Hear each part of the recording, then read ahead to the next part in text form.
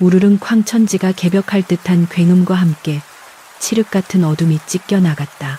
마치 하늘이 노하여 땅을 집어삼키려는 듯 억수같이 퍼붓는 장대비는 낡은 초가집 지붕을 뚫을 기세로 두들겨댔다. 산골마을 끄트머리 인적조차 드문 외딴집 부엌에서 달래는 콩기름 먹인 종이창이 덜컹거릴 때마다 화들짝 놀라 가슴을 쓸어내렸다. 호롱불 심지가 위태롭게 흔들리며 벽에 거대한 그림자를 만들어냈고 그 그림자는 마치 살아있는 괴물처럼 일렁이며 달래의 공포심을 자극했다. 비바람 소리에 섞여 들려오는 기이한 소리. 그것은 분명 짐승의 울음소리도 아니요. 바람이 나뭇가지를 꺾는 소리도 아니었다. 무언가 무겁고 축축한 것이 흙바닥을 질질 끌며 헛간 쪽으로 다가오는 소름 끼치는 소리였다. 달래는 떨리는 손으로 부직갱이를 꽉 쥐었다. 홀로 사는 처녀의 집이라 하여 밤 손님이 든 것인가 아니면 굶주린 산짐승이 내려온 것인가. 그녀는 마른 침을 삼키며 조심스럽게 부엌문을 열고 빗줄기가 사선으로 들이치는 마당을 내다보았다. 번쩍하고 다시 한번 번개가 내리꽂히는 찰나 그녀의 동공이 찢어질 듯 확장되었다. 마당을 가로질러 헛간으로 이어지는 진흙탕 위에 검붉은 핏물이 빗물과 섞여 개울처럼 흐르고 있었고 그 끝에는 피투성이가 된 채 헛간 문지방을 넘으려다 기진하여 쓰러진 한 사내의 다리가 보였기 때문이다. 달래는 비명을 지르려던 입을 틀어막았다. 심장이 흉곽을 부수고 튀어나올 듯 쿵쿵거렸다. 본능은 당장 문을 걸어 잠그고 이불 속에 숨으라 외치고 있었으나 빗속에 방치된 사내의 모습은 금방이라도 숨이 끊어질 듯 위태로워 보였다. 저대로 두면 필시 밤을 넘기지 못하고 객사할 것이 분명했다. 달래는 짧은 망설임 끝에 낡은 삿갓을 눌러쓰고 빗속으로 뛰어들었다. 차가운 빗방울이 등줄기를 때렸지만 헛간 앞에 다다랐을 때 그녀를 맞이한 것은 빗물보다 더 차가운 죽음의 냄새, 비릿한 혈향이었다. 이보시오. 정신 차려보시오. 달래가 사내의 어깨를 잡아 흔들자 엎어져 있던 사내가 고통스러운 신음과 함께 천천히 고개를 들었다. 번개 빛에 드러난 사내의 얼굴은 창백하다 못해 흑빛이었고 입술은 파랗게 질려 있었다. 그러나 그 와중에도 흐트러진 머리카락 사이로 보이는 눈빛만은 짐승처럼 형형하게 살아있어 달래를 섬뜩하게 만들었다. 사내는 피 묻은 손을 뻗어 달래의 치맛자락을 움켜쥐었다. 그 악력은 죽어가는 사람의 것이라고 믿기 힘들 만큼 강렬하고 절박했다. 살려주시오. 낭자, 제발. 끊어질 듯 이어지는 목소리에는 깊은 두려움과 간절함이 배어 있었다. 달래가 두려움에 떨며 물었다. 대체 누구십니까? 어찌하여 이런 몰골로? 사내는 거칠게 숨을 몰아쉬며 주위를 두리번거리더니 달래의 귀에 대고 속삭이듯 말했다. 나는 죄를 짓고 도망친 머슴이요. 주인 집에서 억울한 누명을 쓰고 매질을 당하다 겨우 도망쳐 나왔소. 놈들에게 잡히면 나는 죽은 목숨이요. 머슴이라는 말에 달래는 의아함을 느꼈다. 비록 피범벅이 되고 흙탕물에 굴러 엉망이 되었으나 사내의 말투나 분위기는 천한 일을 하는 사람의 그것과는 사뭇 달랐기 때문이다. 하지만 지금은 그런 것을 따질 계제가 아니었다. 사내의 복부에서는 붉은 선혈이 꿀럭꿀럭 솟아나와 바닥에 지푸라기를 적시고 있었다. 달래는 사내의 겨드랑이에 팔을 끼워 넣고 그를 일으켜 세우려 했다. 장정의 무게는 가녀린 처녀가 감당하기에 버거웠으나 달래는 젖먹던 힘까지 짜내어 그를 헛간 깊숙한 곳 짚짚이 수북이 쌓인 구석으로 끌고 갔다. 사내는 고통에 찬 비명을 억누르며 질질 끌려갔고 달래는 재빨리 주변의 마른 짚을 긁어모아 사내의 몸을 덮어주었다. 그리고는 밖으로 뛰쳐나가 빗물에 씻겨 내려가는 핏자국을 발로 문지르고 흙을 덮어 흔적을 지웠다. 쏟아지는 폭우가 그녀의 수고를 덜어주듯 남은 핏물마저 깨끗이 씻어내리고 있었다. 다시 부엌으로 돌아온 달래는 젖은 옷을 갈아입을 새도 없이 아궁이에 불을 지폈다. 물을 끓이고 장롱 깊숙이 넣어두었던 깨끗한 광목천을 꺼내 들었다. 그것은 돌아가신 아버지가 남긴 유일한 유품이었으나 사람의 목숨을 살리는 것보다 중할 수는 없었다. 달래는 서둘러 물동이와 천을 들고 헛간으로 향했다. 희미한 호롱불 아래 드러난 사내의 상처는 생각보다 훨씬 심각했다. 복부에는 예리한 칼날에 베인 듯한 깊은 자상이 입을 벌리고 있었고 등과 팔다리에도 크고 작은 상처가 즐비했다. 이것이 단순히 주인 집의 매질을 피하다 생긴 상처란 말인가. 달래의 머릿속에 의구심이 피어올랐지만 그녀는 말없이 사내의 옷깃을 풀어헤쳤다. 사내는 부끄러움도 잊은 채 고통에 몸부림치고 있었다. 조금 따가울 것입니다. 참으셔요. 달래가 끓인 물에 적신천으로 상처 부위를 닦아내자 사내는 으윽하고 단말마의 비명을 질렀다. 살점이 떨어져 나가고 뼈가 보일 듯한 상처를 보며 달래의 손끝도 파르르 떨렸다. 그녀는 쑥을 지시겨 상처에 붙이고 광목천을 길게 찢어 단단히 동여매었다. 지혈이 되자 사내의 거친 호흡도 조금씩 잦아들었다. 사내는 혼미한 정신 속에서도 자신을 간호하는 달래의 옆모습을 뚫어지게 응시했다. 땀방울이 맺힌 이마 근심이 서린 눈매 야무지게 담은 입술, 시골 처녀라고는 믿기지 않을 만큼 단아하고 기품 있는 모습이 사내의 눈에 깊이 박혔다. 고맙소. 이 은혜는 죽어서도 잊지 않으리다. 사내의 목소리는 갈라져 있었지만 진심이 담겨 있었다. 달래는 땀을 훔치며 씁쓸하게 웃었다. 은혜랄 게 뭐 있습니까? 산 사람은 살아야지요. 헌데 억울한 누명이라니 무슨 일입니까? 달래가 조심스레 묻자 사내는 눈을 감으며 고개를 돌렸다. 알면 낭자만 다칠 뿐이오. 그저 밥 한 술 얻어먹지 못해 며칠을 굶었다는 것만 알아주시오. 사내의 태도에 벽이 느껴졌으나 달래는 더 이상 캐묻지 않았다.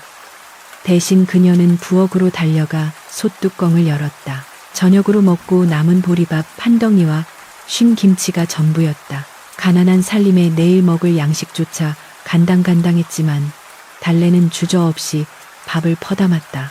찬장에서 귀하게 아껴두었던 들기름 한 방울을 밥 위에 떨어뜨리고 따뜻한 숭늉까지 한 대접 떠서 쟁반에 받쳐들었다.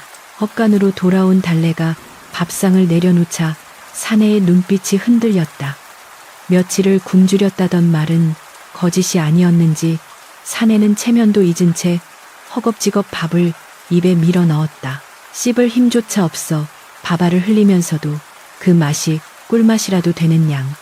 눈물을 글썽이며 삼키는 모습에 달래의 가슴 한구석이 아려왔다. 천천히 드셔요. 채알라. 달래가 숭늉 그릇을 건네자 사내는 떨리는 손으로 그릇을 받아 단숨에 들이켰다.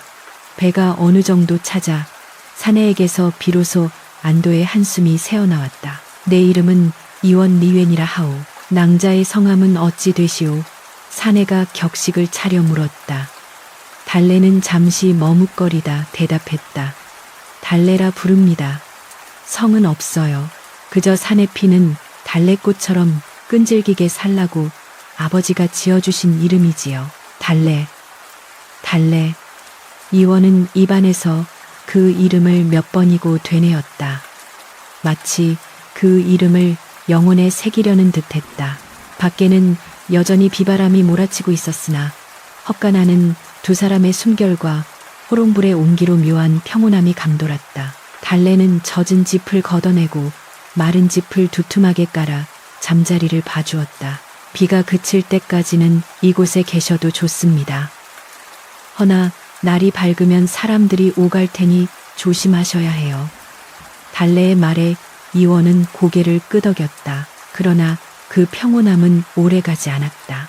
갑자기 마을 어귀에서 개 짖는 소리가 요란하게 들려오기 시작했다. 컹컹컹 한두 마리가 아니었다. 10수마리의 사냥개들이 빗속을 뚫고 짖어대며 점점 이쪽으로 다가오고 있었다. 이원의 눈동자가 다시금 공포로 물들었다. 놈들이다. 기어이 냄새를 맡고 쫓아왔구나. 이원은 비틀거리는 몸을 일으켜 벽을 짚었다. 그의 손에는 낡은 단도가 들려 있었다. 낭자네 여기서 나가 놈들을 유인하겠소. 낭자에게 해가 가서는 아니되오. 그가 밖으로 나가려 하자 달래가 앞을 가로막았다. 지금 나가면 죽습니다. 이 몸으로 어딜 간단 말입니까? 달래의 목소리는 단호했다. 그때였다. 이 잡듯이 뒤져라 피 냄새를 맡았다. 이 근방에 숨은 것이 확실하다. 굵직한 사내의 고함 소리가 비바람을 타고 선명하게 들려왔다. 횃불의 불빛이 비에 젖은 창호지 문을 붉게 물들이며 어른거렸다. 관아의 포졸들 아니 그보다 더 험악한 기운을 풍기는 자들이 마을을 덮친 것이다. 달래의 집은 마을 가장 높은 곳에 위치해 있어 그들이 올라오기까지는 불과 10경시콜도 걸리지 않을 터였다. 이원은 절망적인 표정으로 달래를 바라보았다. 낭자 비키시오. 내 목숨 하나면 돼요. 하지만 달래는 물러서지 않았다. 그녀의 눈빛이 횃불보다 더 뜨겁게 타올랐다. 가난과 천대 속에서 억척스럽게 살아온 산골 소녀의 기지가 번뜩이는 순간이었다. 저를 믿으셔요. 숨을 곳이 있습니다. 달래는 재빨리 헛간 구석에 쌓여있는 거대한 쌀독을 가리켰다. 그것은 쌀을 보관하는 독이 아니라 돌아가신 아버지가 난리통에 비상식량을 숨기기 위해 파두었던 비밀 토굴의 입구였다. 어서요.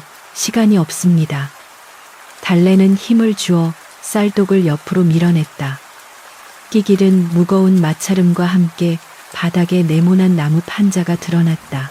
판자를 들어올리자 시커먼 구멍이 아가리를 벌렸다. 사람이 웅크리고 들어가면 딱 맞을 좁은 공간이었다. 이원은 달래의 기지에 감탄할 겨를도 없이 토굴 속으로 몸을 구겨 넣었다. 무슨 소리가 나도 절대 나오시면 안 됩니다. 아시겠지요? 달래의 당부에 이원이 고개를 끄덕이자 달래는 판자를 덮고 다시 쌀독을 원위치로 밀어놓았다. 그리고는 주변의 집단을 어지럽게 흩뿌려 쌀독을 옮긴 흔적을 감추었다. 방금 전까지 이원이 누워있던 자리에는 늙은 호박 몇 덩이를 굴려놓아 자연스럽게 위장했다. 모든 준비를 마치고 달래가 숨을 고르기도 전 헛간 문이 쾅 하고 거칠게 열렸다. 거기 누구 있느냐? 들이닥친 비바람과 함께 험상궂은 표정의 사내들이 횃불을 들고 들이닥쳤다. 그들의 손에는 시퍼런 칼날이 들려 있었고 빗물에 젖은 칼날은 섬뜩한 빛을 뿜어내고 있었다. 달래는 공포에 질린 척 바닥에 주저앉으며 비명을 질렀다. 아, 누구십니까? 살려주세요. 우두머리로 보이는 자가 헛간 안을 매서운 눈초리로 훑어보았다. 그의 시선이 달래를 지나 핏자국이 묻어 있었던 바닥. 지금은 호박이 굴러다니는 그리고 구석의 쌀독으로 향했다. 긴장감에 달래의 심장이 터질 듯 요동쳤다. 사냥개 한 마리가 킁킁거리며 쌀독 쪽으로 다가가 지저대기 시작했다. 으르릉 컹컹 우두머리의 눈썹이 꿈틀했다. 그는 천천히 아주 천천히 쌀독 쪽으로 발걸음을 옮겼다. 달래의 등줄기에 식은땀이 흘러내렸다. 만약 여기서 들킨다면 사내는 물론이고 자신 또한 목숨을 부지하기 어려울 것이다. 제발 제발. 달래는 속으로 간절히 기도했다. 우두머리가 쌀독 뚜껑에 손을 얹었다. 찰나의 정적 빗소리마저 멈춘 듯한 숨 막히는 긴장감이 감돌았다. 그는 거칠게 쌀독 뚜껑을 열어젖혔다. 탁한 공기를 가르는 파열음과 함께 쌀독 뚜껑이 허공으로 젖혀졌다. 달래는 숨을 멈췄다. 억겁과도 같은 찰나의 정적 속에서 빗물에 젖은 횃불이 치지직거리며 불똥을 튀겼고 그 불빛이 텅 빈 도간을 비추었다. 우두머리의 미간이 좁혀지는가 싶더니 갑자기 도간에서 시커먼 그림자 하나가 튀어올랐다. 찍찍찍 쌀겨 먼지를 뒤집어 쓴 큼지막한 시궁쥐 한 마리가 횃불빛에 놀라 사내의 어깨를 타고 넘어 헛간 구석으로 내달렸다. 독을 향해 맹렬히 지저대던 사냥개들이 쥐를 보고 더욱 흥분하여 날뛰기 시작했다. 에이 재수옹 붙어라. 우두머리는 기겁하며 뒷걸음질 쳤고 긴장으로 팽팽했던 공기가 일순간 흐트러졌다. 독 안에는 쥐가 파먹다. 남은 썩은 쌀 부스러기와 퀴퀴한 곰팡이 냄새만이 가득했다. 우두머리는 헛웃음을 흘리며 사냥개를 발로 걷어찼다. 이 멍청한 짐승 새끼가 쥐 새끼 냄새를 맡고 지랄 발광을 했구나. 그는 신경질적으로 쌀독 뚜껑을 바닥에 내동댕이 쳤다. 쨍그랑 하는 소리는 나지 않았으나 둔탁한 나무 소리가 달래의 가슴을 철렁하게 만들었다. 하지만 위기는 아직 끝나지 않았다. 우두머리는 여전히 의심의 눈초리를 거두지 않은 채 천천히 고개를 돌려 바닥에 주저앉아 벌벌 떨고 있는 달래를 내려다보았다. 그의 눈빛은 쥐를 놓친 독사처럼 끈적하고 차가웠다. 그는 성큼성큼 다가와 달래의 턱을 거친 손으로 움켜쥐고 들어올렸다. 이봐, 계집, 정말 아무도 보지 못했느냐. 피냄새가 진동을 하는데 시치미를 떼면 내년 목이 달아날 수도 있어. 사내의 소나기 힘은 턱뼈가 으스러질 듯 강했다. 달래는 공포에 질려 눈물을 글썽이면서도 입술을 깨물며 필사적으로 고개를 끄덕였다. 소녀는 정말 모릅니다. 천둥 소리에 놀라 부엌에만 있었는데 피냄새라니요. 아마 산짐승이 다쳐서 지나갔나 봅니다. 제발 살려주십시오, 나리. 달래의 목소리는 공포에 질려 떨리고 있었으나 그 떨림조차 계산된 연기였다. 그녀는 알고 있었다. 여기서 조금이라도 눈빛이 흔들리거나 말이 꼬이면 자신은 물론 쌀독 및 지하 토굴에 숨어있는 이원의 목숨까지 끝장이라는 것을 아버지가 돌아가시기 전 가르쳐 주었던 호랑이 굴에 들어가도 정신만 차리면 산다는 말이 그녀의 뇌리를 스쳤다. 우두머리는 달래의 눈동자를 깊이 들여다보았다. 겁에 질린 시골 처녀의 눈망울 그 이상도 이하도 아니었다. 그는 흥하고 콧방귀를 끼며 달래를 거칠게 밀쳐냈다. 재수없는 년, 집구석 꼬락서니 하고는 찢어지게 가난한 집에 털어갈 먼지나 있겠나. 그는 부하들에게 손짓했다. 철수한다. 이 근방에는 없는 것 같다. 아까 놈이 강 쪽으로 도망쳤다는 보고가 있었으니 그쪽을 뒤져본다. 놈들은 들어올 때처럼 폭풍같이 헛간을 빠져나갔다. 빗물과 진흙투성이가 된 발자국들만이 그들이 다녀간 흔적을 흉터처럼 남겼다.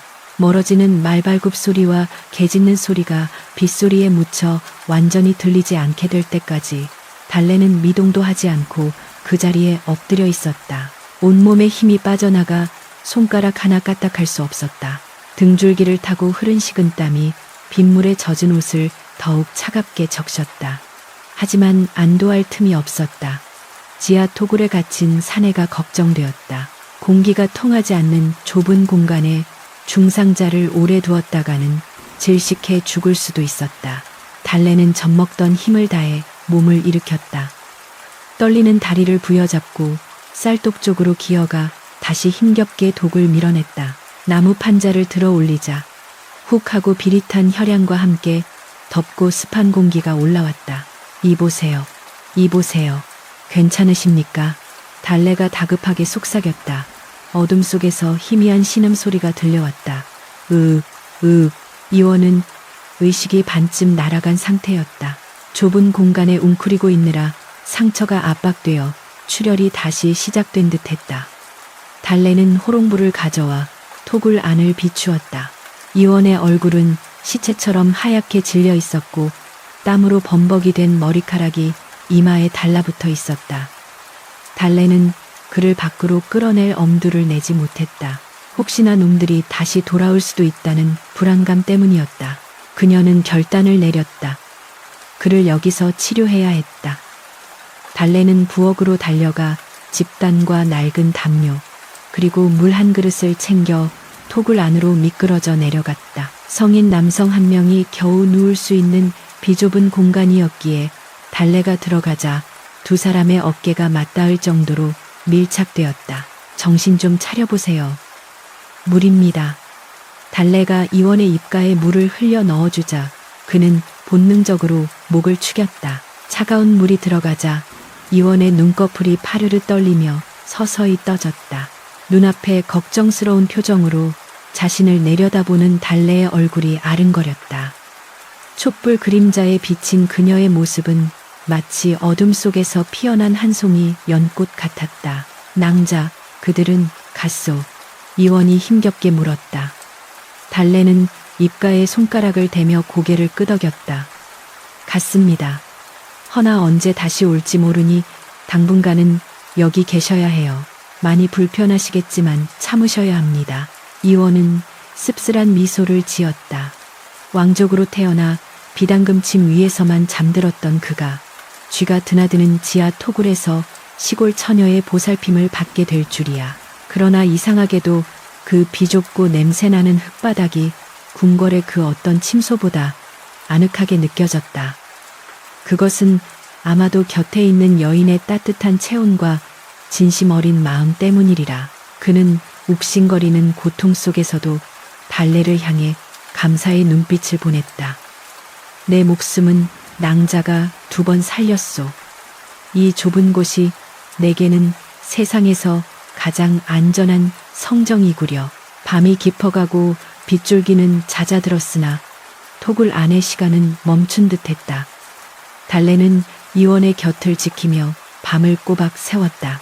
열이 펄펄 끓어오르는 사내의 이마에 물수건을 올려주고 헛소리를 하며 앓는 그의 손을 꼭 잡아주었다. 이원은 꿈결 속에서 자꾸만 누군가를 불렀다. 어마마마, 살려주세요, 형님. 왜 저에게 칼을? 그의 잠꼬대는 고통과 슬픔으로 얼룩져 있었다. 달래는 짐작했다. 이 사내가 말 못할 깊은 사연을 품고 있음을, 단순한 머슴이 아님을 직감했지만 그녀는 묻지 않았다. 그저 땀을 닦아주며 낮은 목소리로 자장가를 불러주었다. 새야 새야 파랑새야 녹두밭에 앉지 마라. 그녀의 투박하지만 고운 노래 소리가 좁은 토굴 안에 울려 퍼지며 악몽에 시달리는 이원의 영혼을 위로했다. 새벽녘이 되어서야 이원의 열이 조금 내렸다. 달래는 그제야 안도의 한숨을 내쉬며 토굴 벽에 기대 쪽잠을 청했다.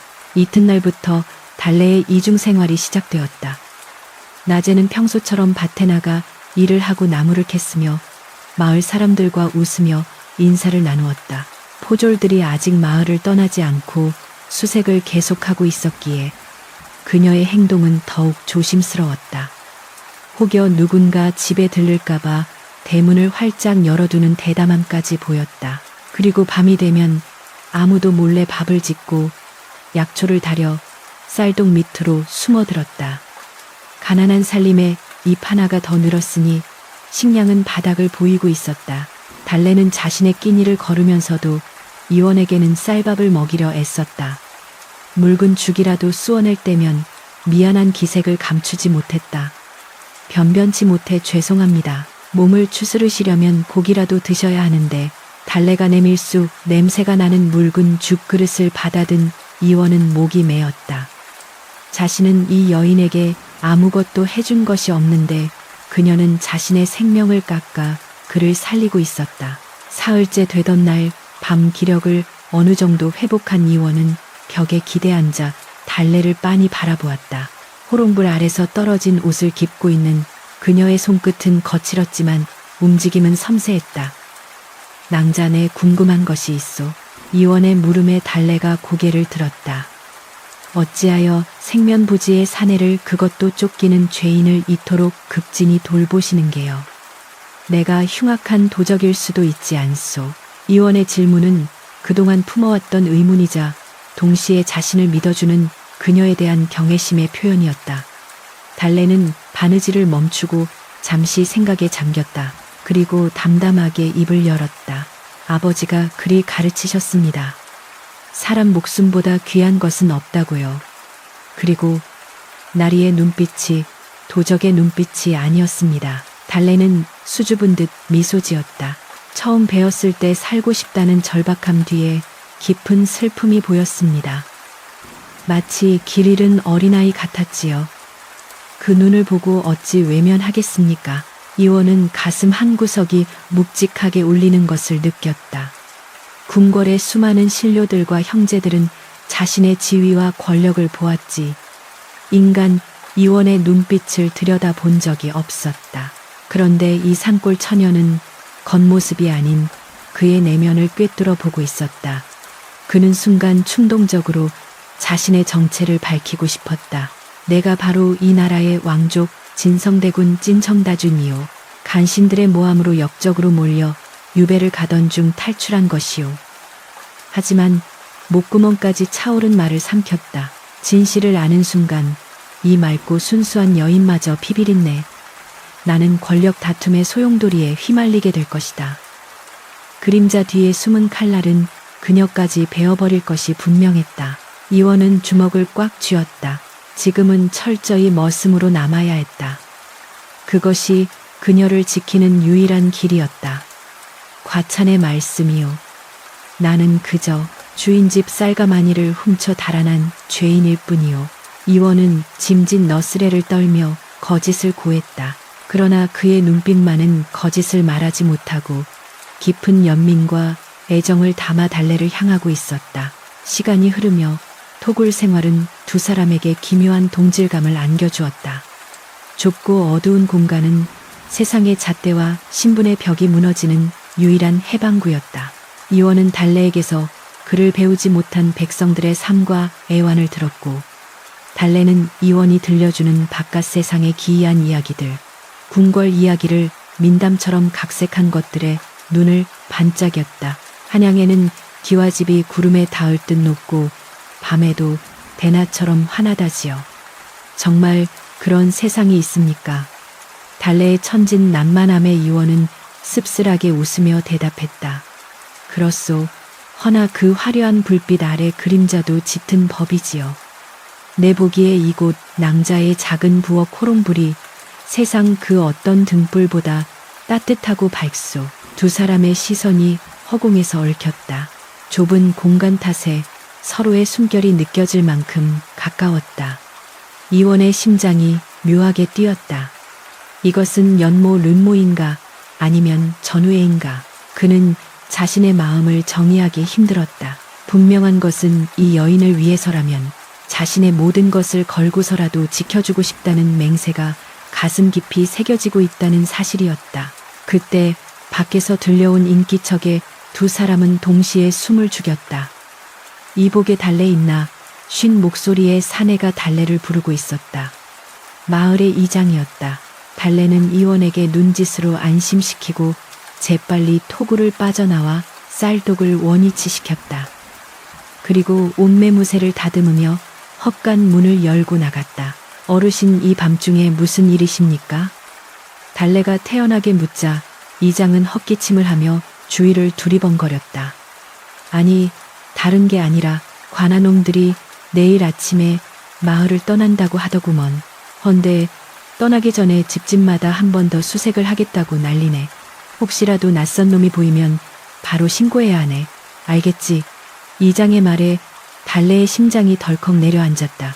한 번 더 수색이라니. 그것도 내일 아침. 더 이상 이곳도 안전하지 않다는 뜻이었다. 네, 알겠습니다. 걱정 마세요. 달래는 이장을 돌려보내고 급히 부엌으로 돌아왔다. 손이 떨려 물 한 잔도 제대로 따를 수 없었다. 이제 선택의 여지가 없었다. 그를 떠나보내야 한다. 그것이 그를 살리는 길이고 자신도 사는 길이었다. 달래는 다시 쌀독을 밀고 토굴로 들어갔다. 그녀의 표정이 심상치 않음을 감지한 이원이 몸을 일으켰다. 무슨 일이오? 달래는 떨리는 목소리로 말했다. 내일 아침 그들이 다시 들이닥친답니다. 이번에는 샅샅이 뒤질 기세예요. 이곳도 더는. 말을 잇지 못하는 달래의 눈에서 눈물 한 방울이 툭 떨어졌다. 짧은 시간이었지만 생사를 함께 넘나들며 쌓인 정이 이토록 깊었던가. 이원 역시 가슴이 미어지는 듯했다. 그는 달래의 손을 덥석 잡았다. 거칠고 투박한 손이었지만 그에게는 세상 무엇보다 부드럽고 따뜻한 손이었다. 낭자, 이제 내가 떠날 때가 된 것 같소. 더 이상 낭자에게 폐를 끼칠 수는 없소. 이원의 목소리는 단호했다. 그는 알고 있었다. 자신의 존재가 그녀에게 시한폭탄과 같다는 것을. 그림자 뒤에 숨은 칼날이 이제 칼집에서 뽑혀 나와 그녀의 목을 겨누기 전에 자신이 사라져야만 했다. 하지만 몸이 아직. 달래가 울먹이자 이원은 고개를 저었다. 많이 좋아졌소. 낭자의 정성 덕분이오. 은혜는 내 반드시 살아서 갚겠소. 하늘이 두 쪽 나도 잊지 않으리다. 이원은 품 안에서 무언가를 꺼냈다. 그것은 낡고 빛바랜 놀이개였다. 비록 낡았으나 그 문양만은 범상치 않은 왕실의 문장이 은밀히 새겨진 물건이었다. 이것을 받아주시오. 가진 것이 없어 이것밖에 드릴 게 없구려. 훗날, 아주 먼 훗날 이것이 낭자와 나를 이어줄 끈이 될 것이오. 달래는 떨리는 손으로 놀이개를 받아들었다. 차가운 금속의 감촉이 손바닥에 닿았지만 그 안에 담긴 사내의 뜨거운 진심이 느껴져 손을 뗄 수가 없었다. 밖에서는 다시금 굵은 빗방울이 떨어지기 시작했다. 이별을 재촉하는 비였다. 새벽 안개가 자욱하게 깔린 산등성이는 마치 거대한 짐승이 숨을 죽이고 웅크린 듯했다. 여명 리밍이 밝아오기 직전 푸르스름한 어둠 속에서 달래는 이원의 뒷모습을 바라보고 있었다. 밤새 내리던 비는 그쳤으나 풀잎 끝에 매달린 물방울이 툭툭 떨어지며 이별의 시간을 재촉하는 듯했다. 이원은 몇 번이나 뒤를 돌아보았다. 삿갓 아래로 드러난 그의 눈빛에는 차마 발길이 떨어지지 않는 아쉬움과 반드시 살아서 돌아오겠다는 결의가 뒤섞여 일렁이고 있었다. 가시오. 날이 밝으면 사람들이 움직일 것입니다. 달래가 애써 목소리를 가다듬으며 재촉했다. 목구멍에서 울음이 치밀어 올랐으나 그녀는 입술을 꽉 깨물어 참아냈다. 행여나 눈물을 보이면 그의 발걸음이 무거워질까 염려한 탓이었다. 이원은 말없이 고개를 끄덕이고는 품에서 꺼낸 놀이개를 달래의 손에 쥐어주었다. 차가운 새벽 공기 속에서도 그의 체온이 배어있는 놀이개는 뜨거웠다. 기다려주시오. 내 목숨이 붙어있는 한 반드시 낭자를 데리러 오겠소. 짧은 한마디를 남기고 이원은 안개 속으로 사라졌다. 그의 발소리가 젖은 흙길 위로 멀어지더니 이내 정막만이 남았다. 달래는 그가 사라진 텅 빈 숲길을 하염없이 바라보다가 다리에 힘이 풀려 그 자리에 주저앉고 말았다. 손에 쥔 놀이개를 가슴에 품자 참았던 눈물이 봇물 터지듯 쏟아져 나왔다. 그것은 기약 없는 기다림의 시작을 알리는 서러운 통곡이었다. 그날 이후 달래의 시간은 멈춘 듯 하면서도 무심하게 흘러갔다. 추나추동, 춘샤초동 이 세 번이나 바뀌었다. 산천은 계절 따라 옷을 갈아입었고 마을의 아이들은 훌쩍 자라 뛰어다녔으나 달래의 시선은 언제나 마을 어귀 넘어 한양으로 향하는 고갯마루에 머물러 있었다. 그녀는 낮에는 밭을 갈고 밤에는 챗바느질을 하며 생계를 이어갔다.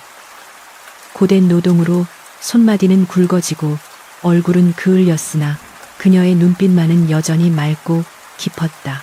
품속 깊은 곳에는 언제나 이원이 남기고 간 낡은 놀이개가 함께했다. 그녀는 힘들 때마다 남몰래 놀이개를 꺼내 어루만지며 그날 밤 토굴 속에서의 약속을 되새겼다. 마을 사람들은 혼기가 꽉 차나니 이미 혼기를 훌쩍 넘긴 달래를 보며 수군거렸다. 저녀는 무슨 바람이 불어서 들어오는 혼처를 다 마다한데 귀신이라도 씌었나 그러게 말이야. 밤마다 누군가를 기다리는 것처럼 살인문을 기웃거린다니께. 쑥덕거리는 소리가 들려올 때마다 달래는 묵묵히 고개를 숙이고 일에만 열중했다. 그녀에게는 남들이 모르는 정인 직른이 있었고 가슴속에 품은 굳건한 믿음이 있었기에 세상의 비웃음 따위는 견딜 수 있었다. 그러나 운명은 그녀를 가만히 내버려 두지 않았다. 평화롭던 산골 마을에 먹구름이 들이오기 시작한 것은 탐욕스럽기로 소문난 신임사또 최가가 부임하면서부터였다. 최사또는 부임 첫날부터 백성들의 고열을 짜내어 자신의 뱃속을 채우기에 급급했다. 관아의 곡간은 뇌물로 들어온 곡식과 비단으로 넘쳐났으나 백성들의 쌀독은 말라가고 원성은 하늘을 찔렀다. 최사또의 탐욕은 재물에만 그치지 않고 여색 뉴스에까지 미쳤다. 그는 관기들을 끼고 술판을 벌이는 것도 모자라 인근 마을에 반반한 처녀들을 강제로 잡아들여 수청을 들게 했다. 그러던 어느 날 최사또의 귀에 달래에 대한 소문이 들어갔다. 산골 구석에 숨어 사는 처녀 하나가 나이답지 않게 고운 자태를 지녔으며 뭇 사내들의 청혼을 모두 거절하고 독수 공방한다는 이야기였다. 호기심과 정보욕이 발동한 최사또는 징그러운 웃음을 흘리며 입맛을 다셨다. 산골에 핀 도라지꽃이라 그 향기가 얼마나 진한지 내 직접 확인해 봐야겠구나. 어느 화창한 봄날 달래가 냇가에서 빨래를 하고 있을 때였다. 갑자기 요란한 말발굽 소리와 함께 관아의 포졸들이 들이닥쳤다. 내년이 달래라는 계집이냐? 포졸들의 우두머리가 거만하게 물었다. 달래가 영문을 몰라 젖은 손을 닦으며 일어서자 포졸들은 다짜고짜 그녀의 팔을 낚아챘다. 사또 나으리의 호출이시다. 어서 가자. 달래는 저항했으나 장정들의 힘을 당해낼 재간이 없었다. 그녀는 빨래 방망이를 놓친 채 질질 끌려갔고 마을 사람들은 겁에 질려 먼 발치에서 그 광경을 지켜볼 뿐 아무도 나서지 못했다. 달래는 끌려가면서도 품속의 놀이개를 확인했다. 옷된 깊숙이 숨겨진 딱딱한 감촉이 느껴지자 두려움 속에서도 한 가닥 오기가 솟아올랐다. 나는 정인이 있는 몸이다. 죽으면 죽었지 짐승 같은 놈들에게 굴복하지 않으리라. 관아의 마당에 내동댕이 쳐진 달래는 고개를 들었다. 대청마루 높은 곳에는 비단 옷을 걸친 뚱뚱한 사내가 비스듬히 앉아 부채질을 하고 있었다. 기름기가 흐르는 번들거리는 얼굴 찢어진 눈 탐욕으로 가득 찬 입술, 소문으로만 듣던 최사또였다. 그의 주위에는 아첨하는 이방과 형방이 머리를 조아리고 있었다. 최사또는 마당에 무릎 꿇린 달래를 위아래로 훑어보았다. 흑투성이가 된 무명 치마 저고리를 입고 있었으나 공포에 질리지 않고 자신을 똑바로 쳐다보는 달래의 눈빛이 예사롭지 않았다. 호우 듣던 대로 제법 반반하구나. 산골 촌구석에 썩기에는 아까운 물건이야. 최사또가 껄껄 웃으며 말했다. 여봐라, 저 계집에게 술을 한 잔 따라보라 하여라. 이방이 쪼르르 달려와 술상 앞으로 달래를 끌어다 앉혔다. 달래는 입술을 깨물며 고개를 돌렸다. 소녀는 술을 따를 줄 모릅니다. 달래의 단호한 거절에 좌중이 술렁거렸다. 감히 사또의 명을 거역하다니. 최사또의 눈썹이 꿈틀했다. 허허, 인연 보게 내 너를 어여삐 여겨 관비가 아닌 첩으로 삼아 호강시켜 주려 했거늘. 감히 내 술잔을 거부해. 그는 부채를 탁 접으며 몸을 앞으로 숙였다. 내년이 아직 산의 맛을 못 봐서 앙탈을 부리는 모양인데 오늘 밤 내 침소에 들면 생각이 달라질 것이다. 오늘부터 내 수청을 들라. 달래는 치마폭을 꽉 움켜쥐었다. 수치심과 분노가 가슴 끝까지 차올랐다. 그녀는 떨리지만 또렷한 목소리로 말했다. 죽여주십시오. 소녀는 이미 마음에 정한 지아비가 있습니다. 비록 혼례는 치르지 않았으나 마음으로는 이미 출가한 몸이니 두 지아비를 섬길 수는 없습니다. 달래의 선언은 관아 마당에 찬물을 끼얹은 듯한 정적을 불러왔다. 지아비라니 3년 동안 홀로 지내온 것을 온 마을이 아는데 정인이라니. 최사또의 얼굴이 불그락 푸르락해졌다. 그는 자존심에 큰 상처를 입었다. 천한 계집 따위가 감히 일국의 관리를 능멸하고 있지도 않은 가상의 정인을 핑계로 자신을 거부한다는 생각에 분노가 폭발했다. 이런 발칙한 년 내년이 나를 능멸하고도 성할 줄 알았더냐. 정인 그놈이 어디 있느냐. 지금 당장 데려와 보거라. 귀신이라도 붙었단 말이냐. 최사또가 고래고래 소리를 질렀다. 달래는 흔들리지 않았다. 그분은 반드시 오십니다. 저는 목에 칼이 들어와도 정절을 꺾을 수 없습니다. 그녀의 눈에서 뿜어져 나오는 기계는 서리빨처럼 차가웠다. 그것은 일개 시골 처녀의 것이라고는 믿기 힘든 위엄이었다. 최사또는 그 눈빛에 압도되는 느낌을 받자 더욱 화가 치밀었다. 전연이 아주 발악을 하는구나. 여봐라. 전연의 옷을 벗기고 매우 쳐라. 제 입으로 잘못했다고 빌 때까지, 내 수청을 들겠다고 애원할 때까지 주리를 틀어라. 형방과 포졸들이 달려들어 달래를 형틀에 묶었다. 곤장과 주리를 트는 형구들이 마당에 늘어섰다. 탁탁 곤장이 달래의 가리픈 등과 종아리를 내리칠 때마다 살점이 터지고 붉은 피가 배어나왔다. 달래는 고통에 신음하면서도 비명을 지르지 않으려 안간 힘을 썼다. 입술이 터져 피가 흘러내렸지만 그녀는 정신을 잃지 않으려 눈을 부릅떴다. 고통 속에서 그녀의 머릿속에는 오직 이원의 얼굴만이 떠올랐다. 나리, 보고 계십니까? 제가 이 약속을 지키고 있습니다. 부디 살아만 계셔주세요. 매질이 거듭될수록 달래의 의식은 흐려져 갔지만 품속에 놀이개가 닿아 있는 가슴 부근만은 불덩이처럼 뜨거웠다. 그 뜨거움이 그녀를 지탱하는 유일한 힘이었다. 주위를 둘러싼 포졸들마저 고개를 돌릴 정도로 잔혹한 고문이 이어졌다. 그러나 달래는 끝내 잘못했습니다라는 말을 하지 않았다. 최사또는 기가 막혔다. 독해도 이렇게 독한 년은 처음이었다. 그는 화가 머리끝까지 나서 술상을 걷어찼다. 독한 년, 아주 독사 같은 년이구나. 내 오늘 내년에 목을 쳐서 본보기를 보일 것이다. 그때 이방이 사색이 되어 사또의 귀에 속삭였다. 사또 진정하십시오. 인연이 죽어나가면 민심이 흉흉해질 것입니다.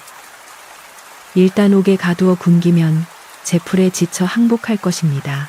그때 가서 천천히 다루셔도 늦지 않습니다. 최사또는 거칠게 숨을 몰아쉬며 달래를 노려보았다.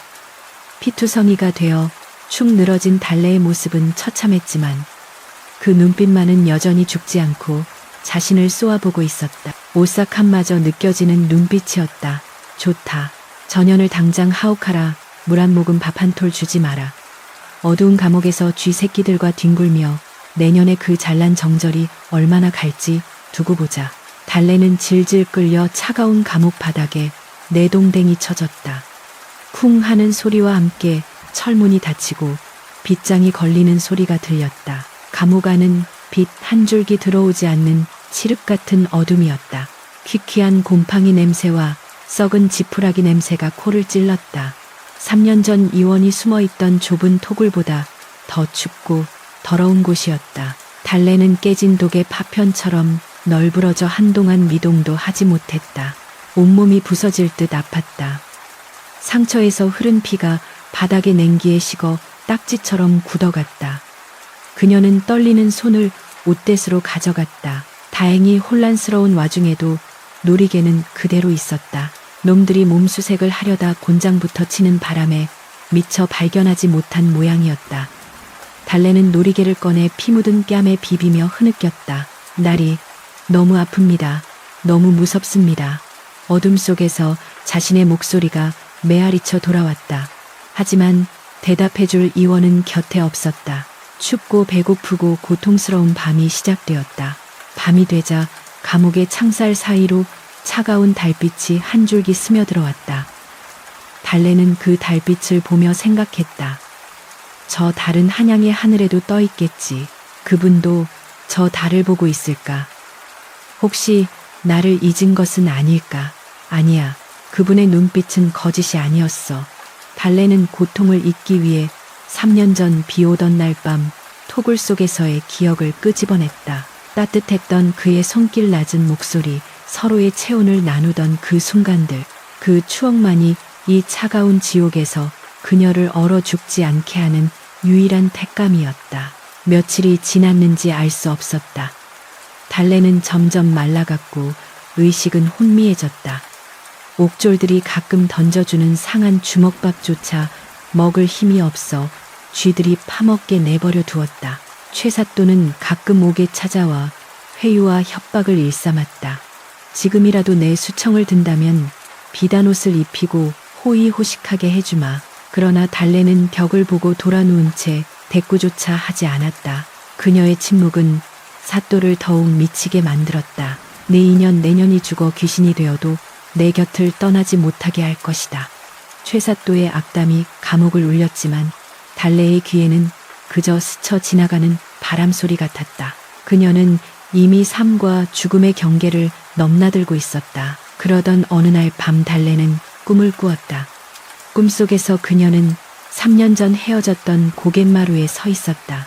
안개가 걷히고 눈부신 햇살이 비추는 길 끝에서 백마를 탄 한 사내가 달려오고 있었다. 그는 황금빛 갑옷을 입고 붉은 망토를 휘날리고 있었다. 얼굴이 잘 보이지 않았으나 달래는 본능적으로 그가 이원임을 알았다. 달래야 내가 왔다. 그가 손을 뻗는 순간 달래는 잠에서 깼다. 눈을 뜨니 여전히 차가운 감옥 바닥이었다. 그러나 어딘가 분위기가 달랐다. 감옥 밖이 소란스러웠다. 평소에 술 취한 고성방가가 아니었다. 다급한 발소리, 무언가 무너지는 소리, 그리고 날카로운 비명 소리가 들려왔다. 암행어사 출두야, 암행어사 출두야. 천지를 뒤흔드는 우렁찬 함성이 관아의 담장을 넘어 감옥까지 밀려 들어왔다. 달래의 심장이 미약하게 다시 뛰기 시작했다. 암행어사라니, 탐관오리를 벌한다는 전설 속의 그 암행어사란 말인가. 그녀는 힘겹게 몸을 일으켜 창살에 매달렸다. 밖에서는 횃불이 요란하게 춤을 추고 있었다. 과연 자신의 억울함을 풀어줄 구세주가 온 것일까? 아니면 또 다른 혼란의 시작일까? 달래는 쥐고 있던 놀이개를 더욱 꽉 움켜쥐었다. 금속의 차가움이 뼈마디에 사무쳤지만 이상하게도 그 어느 때보다 강한 희망의 온기가 느껴졌다. 운명의 수레바퀴가 다시 한번 크게 돌아가고 있었다. 암행어사 출두야, 암행어사 출두야. 그 소리는 마치 마른 하늘에 날벼락이 떨어지는 듯 관아의 높디 높은 담장을 넘어 썩어빠진 권력의 심장을 강타했다. 칠흑 같은 어둠을 가르며 수십 수백 개의 횃불이 동시다발적으로 타올랐다. 마치 지옥의 업화가 죄인들을 삼키러 온 것 같은 기세였다. 굳게 닫혀있던 관아의 대문이 우지끈하는 파열음과 함께 박살이 났고 육모 방망이를 든 역졸들이 성난 파도처럼 마당으로 쏟아져 들어왔다. 걔 아무도 없느냐? 죄인 최가놈을 당장 포박하라. 역졸들의 고함 소리가 고요했던 관아를 아수라장으로 만들었다. 안채 대청마루에서 기생들을 끼고 술판을 벌이던 최사또는 혼비백산하여 들고 있던 술잔을 떨어뜨렸다. 쨍그랑 깨진 사기 조각과 함께 붉은 술이 바닥에 흥건히 퍼졌다. 이게 무슨 소리냐? 어사라니 어사라니. 최 사또는 벌벌 떨며 자리에서 일어나려다 다리가 풀려 바닥에 꼬꾸라졌다. 옆에 있던 이방과 형방 역시 사색이 되어 쥐구멍을 찾기에 바빴다. 사사또 나으리 피하셔야 합니다. 뒷문으로. 이방이 다급하게 외쳤으나 이미 늦었다. 문풍지가 찢어지며 들이닥친 역졸들이 그들의 목덜미를 낚아챘다. 네, 이놈들 관복을 입고 도적질을 일삼은 죄, 내 놈들이 더 잘할 것이다. 관아 마당은 순식간에 심판의 장으로 변했다. 잠옷 차림으로 혹은 반쯤 벗겨진 옷을 추스르며 끌려 나온 관원들이 마당 한가운데 무릎 꿇려졌다. 그들의 머리 위로는 서슬퍼런 칼날이 번뜩였고 주위에는 분노한 백성들이 횃불을 들고 모여들기 시작했다. 그동안 최사또의 폭정에 숨죽여 살던 마을 사람들이 어사출두 소식의 낯과 가미를 들고 뛰쳐나온 것이다. 죽여라. 저 탐관오리 놈을 죽여라. 백성들의 원성이 하늘을 찔렀다. 최사또는 흙바닥에 머리를 쳐박고 비굴하게 빌었다. 아이고 나으리, 억울합니다. 저는 그저 백성을 다스리느라 오해입니다. 살려만 주십시오. 그때 소란스럽던 마당이 일순간 찬물을 끼얹은 듯 조용해졌다. 병풍처럼 둘러선 역졸들이 길을 터주자 어둠 속에서 한 사내가 걸어 나왔다. 낡은 패랭이를 쓰고 허름한 무명옷을 입은 모습이었으나 그에게서 뿜어져 나오는 위엄은 범접할 수 없는 기운을 담고 있었다. 그가 허리춤에서 마패를 꺼내 들어 보이자 달빛을 받은 마패 속에 5마리 말이 살아서 뛰는 듯 번쩍였다. 암행어사 김정호 어명을 받들고 이곳에 당도하였다. 어사의 목소리는 낮았으나 관아 구석구석을 울릴 만큼 준엄했다. 최사또는 마패를 보자마자 오줌을 지리며 바닥에 엎드렸다. 아이고 어사또 나으리 죽을 죄를 지었습니다. 김정호는 싸늘한 눈빛으로 최사또를 내려다보았다.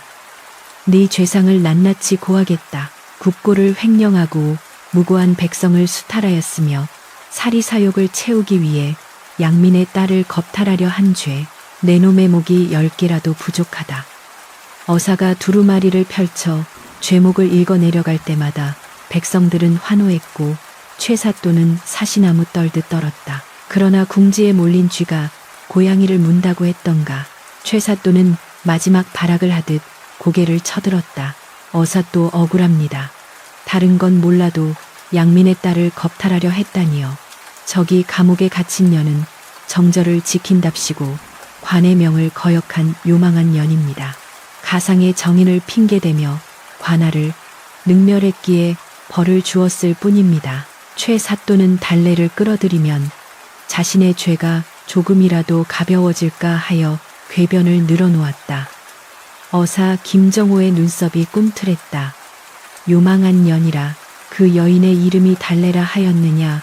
어사가 묻자 최사또는 침을 튀기며 대답했다. 그렇습니다. 아주 독종입니다. 사흘 밤낮을 굶기고 매질을 해도 눈 하나 깜짝 안 하는 지독한 년입니다. 어사는 잠시 침묵하더니 뒤를 돌아보았다. 전하 들으셨사옵니까? 전하 최 사또는 자신의 귀를 의심했다. 어사가 지금 누구에게 말을 건네는 것인가? 그때였다. 어사 김정호가 정중하게 허리를 굽히며 옆으로 물러나자 어사 뒤편 어둠 속에 가려져 있던 가마의 문이 열렸다. 그리고 호위무사들의 삼엄한 경호를 받으며 한 사내가 모습을 드러냈다. 황금색 용포, 룽버 대신 짙은 청색, 비단 도포를 입었으나 머리에 쓴 익선관과 허리에 두른 옥대는 그가 이 나라의 지존지존 국왕임을 증명하고 있었다. 횃불의 불빛이 그의 얼굴을 비추자 최사또의 눈동자가 찢어질 듯 커졌다. 3년 전 자신이 그토록 잡으려 혈안이 되었던 도망자 머슴, 피투성이가 되어 쫓기던 그 사내의 얼굴이 겹쳐 보였기 때문이다. 이럴 수가. 내 놈은 최사또가 턱을 덜덜 떨며 손가락질을 했다. 무엄하게도 왕을 향해 손가락질을 한 것이다. 호위무사가 칼을 뽑아 들려하자 왕이 손을 들어 제지했다. 왕이 원리외는 천천히 최사또 앞으로 걸어갔다. 그의 발걸음 하나하나에 묵직한 살기가 실려 있었다. 최가야, 3년 만이구나. 내 얼굴을 기억하느냐. 이원의 목소리는 차분했지만 그 안에는 용암처럼 끓어오르는 분노가 담겨 있었다. 최사또는 비명을 지르며 뒤로 나자빠졌다. 머머슴, 아니 전하 상감마마, 어찌하여 이곳에. 내가 유배지에서 탈출하여 목숨을 건 도피를 할 때 내 놈이 푼 사냥개들이 내 살점을 뜯으려 했지. 그때 나를 살려준 것이 바로 내 놈이 요망하다고 말한 그 여인이다. 이원의 눈에서 불꽃이 튀었다. 감히 내 놈 따위가 내 은인을 아니 내 정인을 능멸하고 고문했단 말이냐. 이원의 호통에 관아 마당이 쩌렁쩌렁 울렸다. 최사또는 공포에 질려 거품을 물고 기절할 지경이었다. 왕이 직접 행차하다니, 그것도 3년 전 자신이 죽이려 했던 그자가 왕이 되어 돌아오다니. 이것은 꿈이어야만 했다. 당장 옥문을 열어라. 그 여인을 이곳으로 데려오라.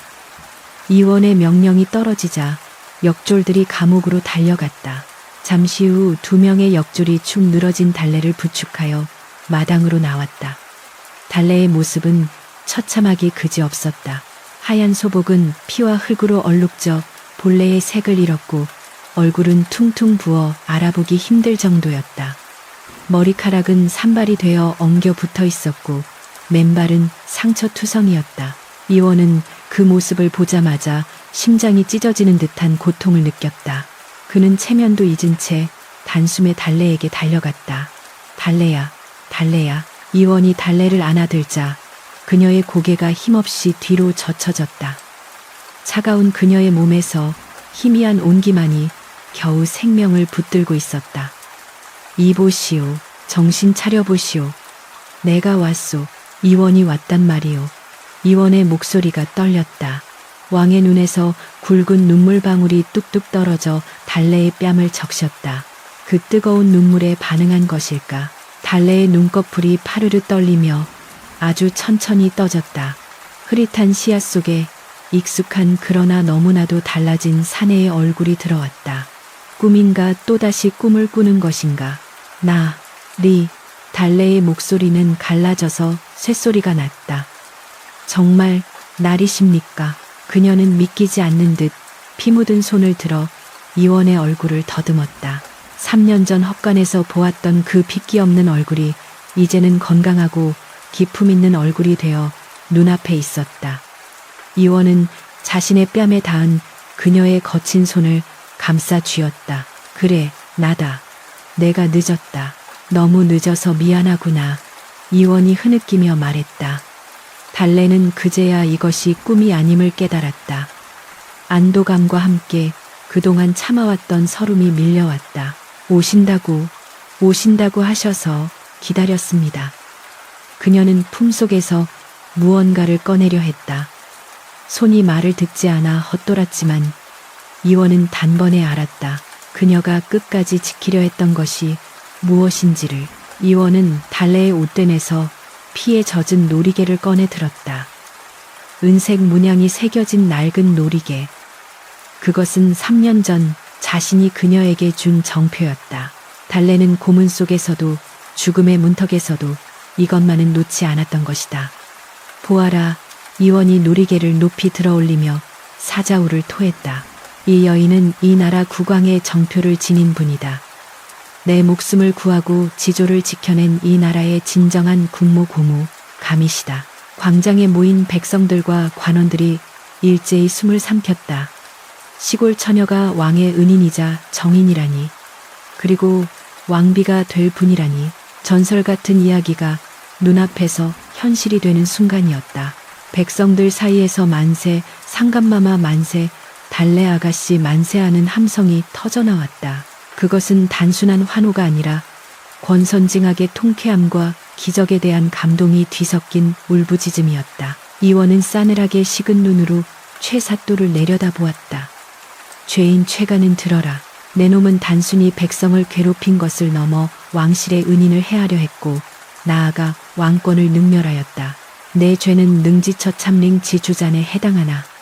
내 오늘 이 자리에서 백성들이 보는 앞에서 즉결 처분하여 그 피로 더러워진 땅을 씻겠다. 이원이 호위무사의 칼을 뽑아들었다. 시퍼런 칼날이 달빛을 받아 번쩍였다. 최사또는 살려주십시오라는 말조차 뱉지 못한 채 공포에 질려 입만 벙긋거렸다.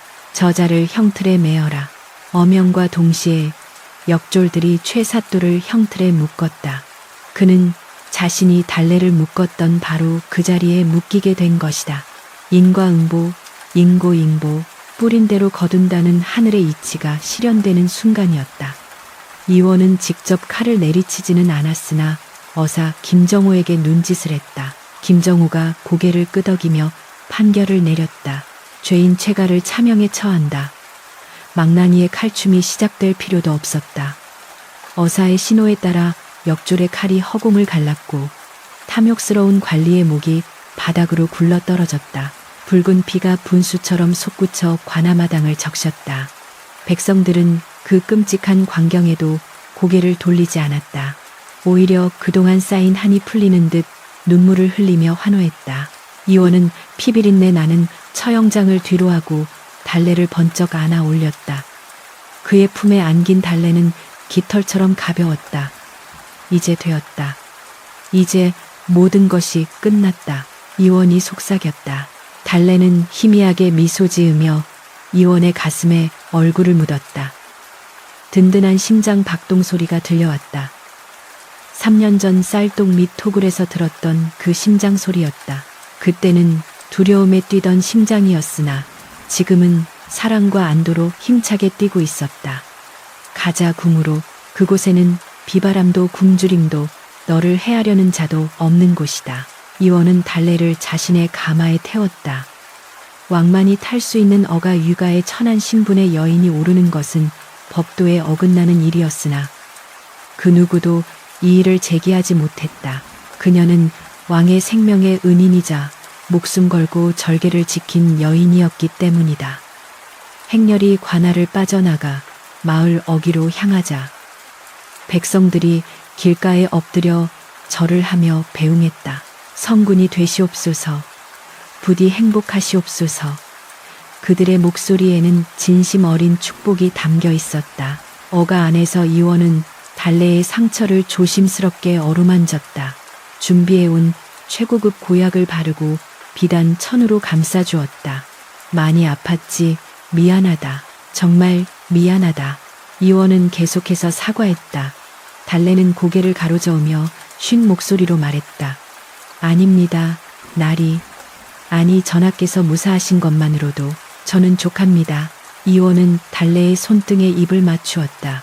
이제는 나리라 부르지 말거라. 너는 내 아내다. 이 나라의 중전이다. 달래의 눈에서 다시 눈물이 흘러내렸다. 그것은 고통의 눈물이 아닌 벅찬 감동의 눈물이었다. 행렬은 밤길을 달려 한양으로 향했다. 달래는 흔들리는 가마 안에서 노곤함에 취해 잠이 들었다. 꿈속에서 그녀는 더 이상 쫓기지도 매맞지도 않았다. 그녀는 이원과 함께 꽃이 만발한 정원을 거닐고 있었다. 하늘에는 둥근 보름달이 환하게 비추고 있었다. 그 달빛은 3년 전 토굴 속으로 스며들던 그 차가운 달빛이 아니었다. 세상을 따뜻하게 감싸 안는 축복의 빛이었다. 이원은 잠든 달래의 얼굴을 하염없이 바라보며 맹세했다. 이 여인이 흘린 눈물만큼, 아니 그 1000배만 배로 백성을 웃게 만들겠다고, 그리고 다시는 이 여인의 눈에서 눈물이 흐르게 하지 않겠다고. 밤은 깊었으나 동쪽 하늘에서는 서서히 붉은 해가 떠오르고 있었다. 어둠이 물러가고 새로운 세상이 열리고 있었다. 시골 처녀 달래의 기구한 운명이 왕후라는 찬란한 꽃으로 피어나는 순간이었다. 그러나 이것은 끝이 아니었다. 구중궁궐, 조종균골이라는 또 다른 거대한 숲이 그녀를 기다리고 있었다. 하지만 두려울 것은 없었다. 이제 그녀의 곁에는 천하를 호령하는 지아비가, 그리고 무엇보다 3년의 풍파를 견뎌낸 단단한 사랑이 있었기 때문이다. 사각사각. 고요한 후원 호유엔 정적을 깨는 것은 비단 치맛자락 끌리는 소리가 아니라 흙을 뒤집는 호미 소리였다. 구중궁궐의 가장 깊숙한 곳, 온갖 기화요초, 지화여처가 만발해야 할 중전의 화단에는 이름 모를 들꽃들과 채소들이 듬성듬성 자라나고 있었다. 마마, 제발 호미를 놓으시옵소서. 옥체에 흙이 묻으면 아니 되옵니다. 상궁들이 발을 동동 구르며 애원했으나 달래는 이마에 맺힌 땀방울을 소매로 쓱 닦아내며 환하게 웃었다. 그녀의 머리에는 육중한 가채 대신 소박한 비녀 하나가 꽂혀 있었고 화려한 당의 당이 소매는 걷어 올려진 상태였다. 흙이 더럽다니요. 이 흙이 백성을 먹이고 나라를 지탱하는 근본입니다. 내 손에 흙이 묻어야 백성의 고단함을 잊지 않을 것 아닙니까? 달래가 캐낸 것은 다름 아닌 쑥과 냉이였다. 궁궐의 진수성찬보다 가난한 시절 허기를 달래주던 그 쌉싸름한 맛을 잊지 않기 위함이었다. 달래가 입궁하여 왕비 즉 중전마마가 된 지도 어언 10년이 흘렀다. 처음 그녀가 궁에 들어왔을 때 조정의 대신들과 내명부의 여인들은 그녀의 출신을 두고 노골적인 무시와 비웃음을 보냈다. 천한 무지랭이가 어찌 국모의 자리에 오를 수 있단 말인가. 글 한 줄 읽을 줄 모르는 여인이 내명부를 통솔하다니. 말세로다라는 수군거림이 끊이지 않았다. 그러나 달래는 그들의 비웃음에 주눅들지 않았다. 그녀에게는 난해한 경전의 문구보다 더 깊은 삶의 지혜가 있었고 화려한 언변보다 사람의 마음을 움직이는 진심이 있었다. 그녀는 궁궐의 법도와 예법을 익히는데 밤을 지새우면서도 결코 자신의 본래 모습을 잃지 않았다. 비단 옷 속에 감춰진 굳은 살 박인 손과 발은 그녀가 누구인지를 끊임없이 상기시켜주는 증표였다. 어느 해 전국에 극심한 가뭄이 들어 백성들이 초근 무피, 적근 무피로 연명한다는 장계가 올라왔을 때였다. 조정 대신들은 기우제를 지내야 한다느니, 세금을 유예해야 한다느니 탁상공론만 벌이고 있었다. 그때 편전회의에 예고도 없이 중전이 들이닥쳤다. 법도에 어긋난 일이라며 만류하는 내관들을 뒤로하고 달래는 왕과 대신들 앞에 나아가 무릎을 꿇었다. 전하 그리고 대감마님들, 기우제를 지내면 하늘에서 당장 쌀이 떨어집니까? 세금을 미루어주면 굶어 죽어가는 아이가 살아납니까? 그녀의 일갈의 장내는 찬물을 끼얹은 듯 조용해졌다. 달래는 자신의 손목에서 금팔찌와 옷가락지를 빼내어 바닥에 내려놓았다. 내명부의 폐물을 모두 팔아 곡식을 사서 풀겠습니다. 그리고 오늘부터 궁궐의 수라상 반찬 가짓수를 3가지로 줄이고 하루 2끼만 먹겠습니다. 백성이 굶는데 국모가 어찌 배불리 먹을 수 있겠습니까? 대신들은 얼굴이 화끈거려 고개를 들 수 없었다. 글깨나 읽는다는 자신들보다 무식하다고 무시했던 중전의 식견과 애민 정신이 훨씬 깊고 넓었기 때문이다. 이 사건을 계기로 조정의 분위기는 일변했다. 중전이 솔선수범하여 검소함을 실천하니 사치와 향락을 일삼던 관리들도 눈치를 보며 몸을 사릴 수밖에 없었다. 이원은 그런 달래가 더없이 자랑스럽고 고마웠다. 그녀는 단순히 왕의 아내가 아니라 왕의 눈과 귀가 되어 닫힌 궁궐 문을 열고 백성의 소리를 전해주는 진정한 동반자였다. 이원은 밤마다 달래의 처소를 찾아 국사를 논의했고 그녀의 투박하지만 정곡을 찌르는 조언에 귀를 기울였다. 백성들은 어진 임금과 지혜로운 왕비의 선정산정 덕분에 비로소 태평성대를 노래하게 되었다. 세월은 흘러 달래의 머리에도 희끗희끗한 서리가 내리기 시작했다. 어느 가을밤 유난히 밝은 보름달이 경회로 연못 위에 둥실 떠올랐다. 이원과 달래는 물가에 세워진 정자에 마주 앉아 술잔을 기울이고 있었다. 달빛이 달래의 주름진 눈가에 내려앉아 은은하게 빛났다. 이원은 그 모습이 10여 년 전 비바람 몰아치던 헛간에서 보았던 앳된 처녀의 모습과 겹쳐 보여 가슴이 뭉클해졌다. 부인 기억하오. 우리가 처음 만났던 그날 밤을. 이원이 부드러운 목소리로 물었다. 달래는 찻잔을 내려놓으며 미소 지었다. 어찌 있겠습니까? 천둥 번개가 치던 밤 피투성이가 되어 쓰러져 계시던 전하의 모습을요. 그때는 정말 귀신이라도 본 줄 알고 간이 콩알만 해졌더랬지요. 두 사람은 어린아이처럼 소리내어 웃었다. 그때 낭자가 나를 그 좁은 쌀동 밑 토굴에 숨겨주지 않았더라면, 그리고 그 귀한 보리밥 한 덩이를 주지 않았더라면 오늘의 나는 없었을 것이요. 이원은 감회에 젖어 말했다. 내 평생 수많은 산의 진미를 맛보았으나 그때 낭자가 차려준 쉰김치와 보리밥보다 맛있는 음식은 없었소. 그 밥 한 그릇이 쓰러져가는 내 목숨을 일으켜 세우고 이 나라를 다시 세운 것이요. 달래는 쑥스러운 듯 고개를 숙였다. 과찬이십니다. 저는 그저 배고픈 사람에게 밥 한 술 주는 것이 사람의 도리라 배웠기에 그리했을 뿐입니다.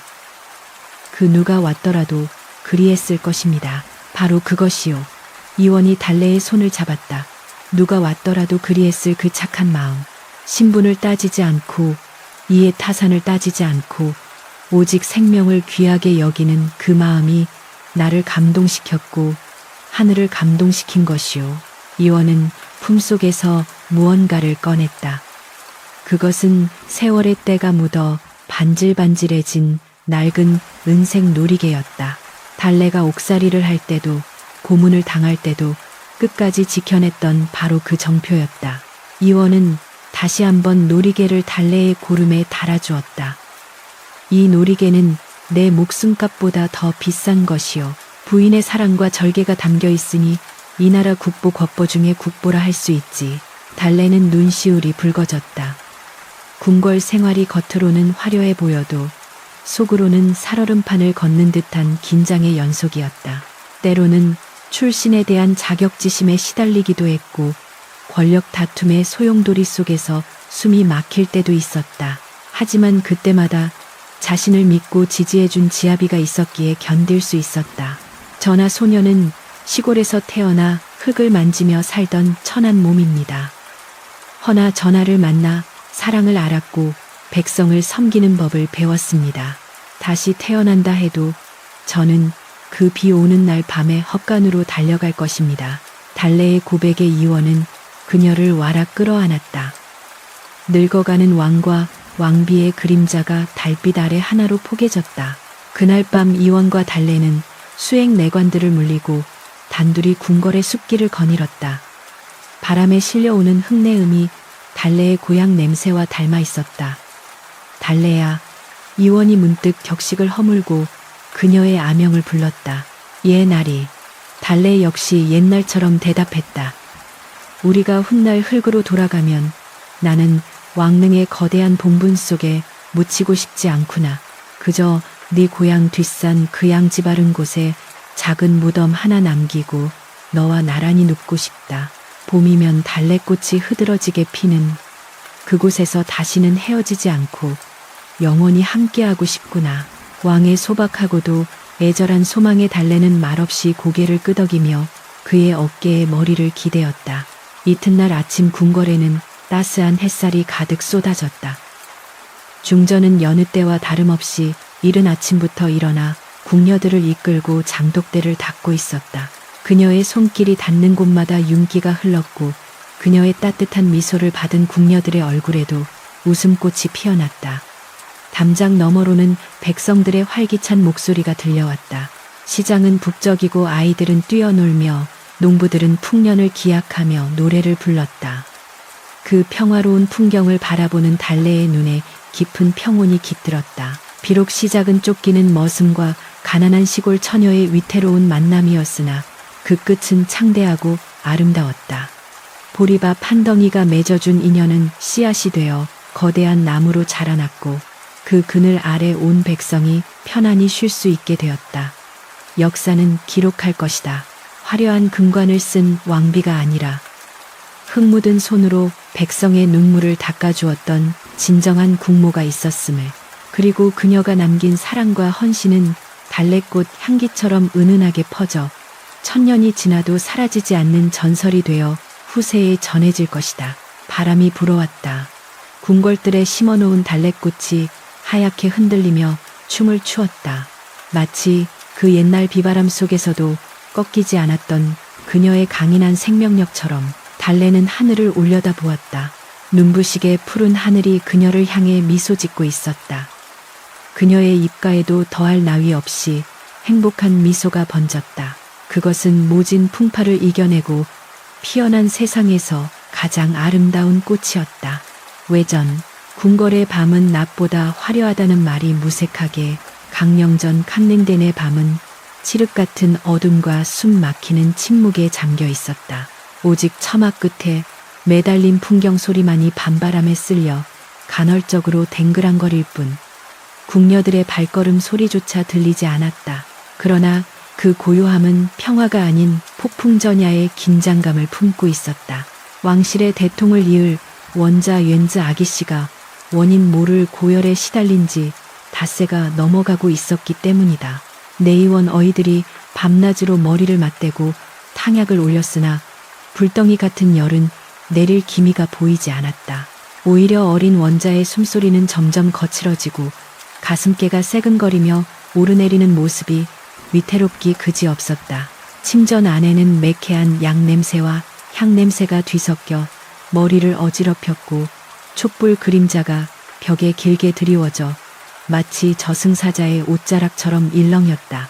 달래는 원자의 머리맡을 지키며 뜬 눈으로 밤을 지새우고 있었다. 비단 금침 위에 누운 작은 생명은 땀에 흠뻑 젖어 끙끙 앓고 있었다. 아가, 내 아가, 어미가 여기 있다. 제발 눈 좀 떠보거라. 달래가 물수건으로 아이의 이마를 닦아주며 속삭였다. 그녀의 목소리는 갈라져 있었고 눈가는 짓물러 있었다. 곁에 서 있던 상궁과 나인들도 차마 고개를 들지 못하고 눈물만 훔쳤다. 그때 탕약을 든 수라간 나인과 어이가 조심스럽게 들어왔다. 중전마마 탕약을 드실 시간입니다. 이번에는 녹용과 인삼을 평소보다 배로 넣어 다렸습니다. 기력을 보하고 열을 다스리는 데는 이만한 것이 없사옵니다. 늙은 어이가 떨리는 목소리로 아뢰었다. 그의 이마에도 식은땀이 송골송골 맺혀 있었다. 만약 원자가 잘못되기라도 한다면 내의원 식구들의 목숨은 파리 목숨이나 다름없었기 때문이다. 달래는 어이가 내민 탕약 그릇을 바라보았다. 검붉고 진한 액체에서 풍기는 독한 냄새가 코를 찔렀다. 지난 닷새간 수없이 먹였던 그 약이었다. 하지만 차도는커녕 아이는 약을 넘길 때마다 구역질을 하며 더욱 괴로워했다. 달래의 눈빛이 흔들렸다. 시골에서 자란 그녀의 경험으로 볼 때 열이 펄펄 끓는 어린아이에게 뜨거운 성질의 인삼과 녹용을 들이붓는 것은 불난 집에 기름을 붓는 격이었다. 어이, 이 약이 정말 효험이 있는 것인가? 닷새를 먹였으나 열은 더 오르고 아이는 탈진해 가고 있지 않은가? 달래의 날카로운 질문에 어이는 바짝 엎드렸다. 마마마, 이것은 고금의 의서에 기록된 비방이옵니다. 왕실의 법도에 따라 귀한 약재를 썼으니 효험이 있을 것이옵니다. 부디 통촉하여 주시옵소서. 법도, 또 그놈의 법도 타령인가? 달래가 소리쳤다. 평소 온화하던 중전의 경로에 침전 안의 모든 사람이 숨을 죽였다. 달래는 자리에서 벌떡 일어났다. 비단 치맛자락이 거칠게 끌렸다. 그녀는 창문을 활짝 열어젖혔다. 차가운 밤 공기가 훅 밀려들어와 매캐한 약 냄새를 흩어놓았다. 환기를 시키면 풍사 바람에 독가든다며 만류하려던 상궁들이 멈칫했다. 달래는 밖을 내다보았다. 저 멀리 산등성이에 걸린 달이 보였다. 그녀의 머릿속에 어린 시절 아버지가 해주던 말이 스쳐 지나갔다. 산짐승들도 새끼가 아프면 굶기고 물만 먹인다. 열은 억지로 누르는 것이 아니라 몸 안에 나쁜 기운이 빠져나가도록 길을 터줘야 하는 것이다. 달래는 결심한 듯 입술을 깨물었다. 지금 당장 이 탕약을 치워라. 그리고 수라간에 일러 보리를 볶아 오라고 하라. 그녀의 명령에 어이가 기겁하며 고개를 들었다. 마마 보리차라니요. 원자 저하의 옥체는 천금보다 귀하십니다. 어찌 민가에서나 쓰는 천한 요법을 쓰려 하십니까? 만약 잘못되기라도 한다면 어이의 말은 끝을 맺지 못했다. 달래가 서슬퍼런 눈빛으로 그를 내려다 보았기 때문이다. 천한 요법 생명을 살리는데 귀하고 천한 것이 어디 있느냐. 너희들의 그 고귀한 약이 내 아들을 죽어가게 만들고 있다. 내 아들은 내가 살린다. 모든 책임은 내가 질 터이니 당장 시행하라. 그때 침전 밖에서 전하 납시오 하는 소리가 들렸다. 이원이 근심 가득한 얼굴로 들어섰다. 그는 며칠 세십년은 늙은 듯 수척해져 있었다. 바닥에 엎드려 벌벌 떨고 있는 어이와 탕약 그릇을 밀쳐내고 서 있는 달래를 본 이원은 상황을 짐작했다. 부인 무슨 일이요? 소란이 밖까지 들리더이다. 이원의 물음에 어이가 울며 불며 매달렸다. 전하 중전 마마께서 의서에도 없는 민간요법을 쓰려 하십니다. 원자 저하의 안위가 경각에 달려있는데 탕약을 거부하시니 이를 어찌하오리까. 이원의 시선이 달래에게 향했다. 달래는 물러서지 않고 이원을 똑바로 응시했다. 그 눈빛은 10여 년 전 헛간에서 그를 지키려 포졸들 앞을 막아섰던 그날 밤의 눈빛과 똑같았다. 전하, 달래가 차분하지만 단호한 목소리로 말했다. 저들이 쓰는 약은 어른에게나 맞는 약입니다. 저 작은 몸이 감당하기에는 너무 독합니다. 제게 맡겨주십시오. 저는 의술을 배운 적은 없으나 생명을 살리는 이치는 압니다. 흙바닥에서 구르며 배운 지혜가 때로는 고지식한 책보다 나을 때가 있습니다. 저 아이는 전하의 아들이기 전에 제 뱃속으로 낳은 제 자식입니다. 어미가 자식을 죽이는 길을 택하겠습니까? 달래의 눈에서 굵은 눈물 방울이 툭 떨어졌다. 이원은 달래의 손을 잡았다. 거칠었던 손은 고운 비단에 감싸여 부드러워졌지만 그 안에 담긴 강인함은 여전했다. 이원은 잠시 눈을 감고 생각했다. 조정 대신들은 원자의 모친이 천출이라는 이유로 끊임없이 흠집을 내려 했다. 만약 달래의 처방이 잘못된다면 그녀는 폐위될 수도 있었다. 이것은 단순히 병을 고치는 문제가 아니라 정치적 생명이 걸린 도박이었다. 그러나 이원은 달래를 믿었다. 그녀는 자신의 목숨을 구했고 절망의 구렁텅이에서 자신을 끌어올린 여인이었다. 어인은 물러가라. 이원의 나직한 명령이 떨어졌다. 하오나 저나 물러가라 하였다. 지금부터 원자의 치료는 중전에게 일임한다. 만약 원자가 쾌차하지 못한다면 그 죄는 내가 물을 것이다. 허나 지금은 중전의 뜻을 따르겠다. 왕의 명이 떨어지자 어인은 통곡하며 물러날 수밖에 없었다. 침전에는 다시 무거운 정적이 감돌았다. 달래는 즉시 비단 옷을 걷어붙였다. 그녀는 궁녀들을 시켜 방 안에 화로를 치우게 하고 창호지 문을 조금 열어 신선한 공기가 통하게 했다. 그리고 직접 부엌으로 달려가 보리를 볶아 물을 끓였다. 구수한 보리 냄새가 독한 약 냄새를 밀어내며 방 안을 채우기 시작했다. 달래는 볶은 보리차를 식혀 숟가락으로 떠서 아이의 입에 조금씩 흘려 넣었다. 아가 쓴 약이 아니란다. 시원한 물이야. 한 모금만 마셔보렴. 처음에는 입을 다물고 있던 원자가 구수한 냄새에 반응한 듯 입술을 달싹였다. 물이 목구멍으로 넘어가자 말라붙어 있던 목을 적시며 아이의 표정이 한결 편안해졌다. 달래는 밤새도록 물수건으로 아이의 몸을 닦아내고 손발을 주물러 혀를 풀어주었다. 그녀는 잠시도 쉬지 않았다. 이원 역시 그 곁을 지키며 달래가 흘리는 땀을 닦아주었다. 왕과 왕비가 아닌 그저 아픈 자식을 둔 부모로서 두 사람은 밤을 하얗게 밝혔다. 새벽녘이 되자 기적 같은 일이 일어났다. 펄펄 끓던 열이 거짓말처럼 내리기 시작한 것이다. 원자의 거친 숨소리가 고르고 평온하게 바뀌었고 붉게 달아올랐던 얼굴색이 돌아왔다. 어마마마. 원자가 가늘게 눈을 뜨며 달래를 불렀다. 그 작은 목소리는 천둥소리보다 더 크게 달래의 가슴을 울렸다. 오냐 오냐 어미가 여기 있다. 이제 괜찮다. 다 괜찮다.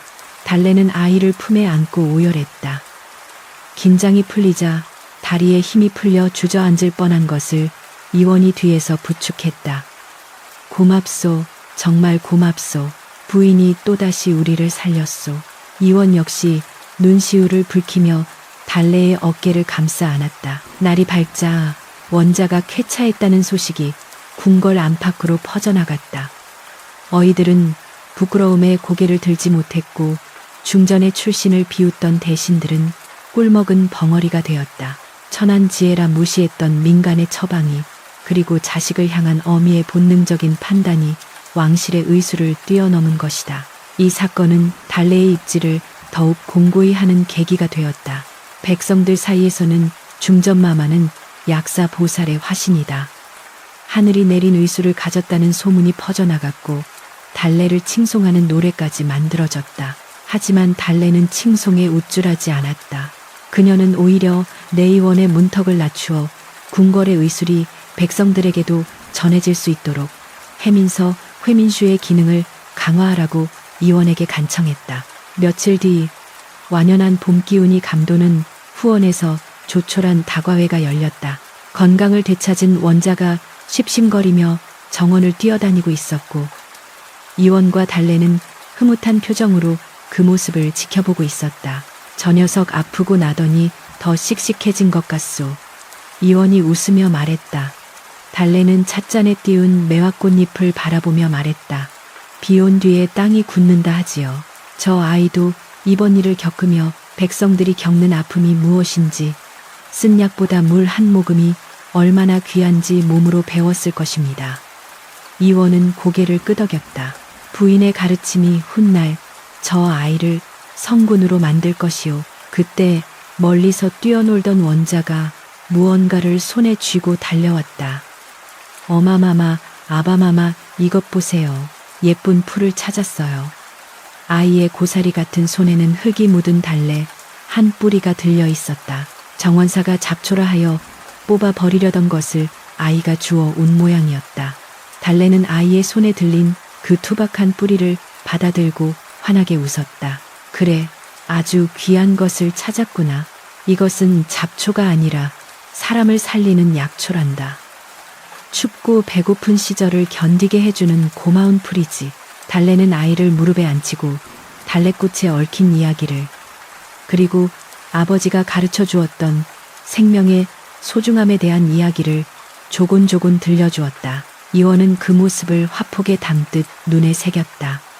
화려한 궁중 예복을 입고 있지만 그 속은 여전히 산골 소녀의 순수함을 간직한 여인, 그리고 그 여인을 닮아 흙 묻은 풀뿌리를 보석처럼 여기는 아이.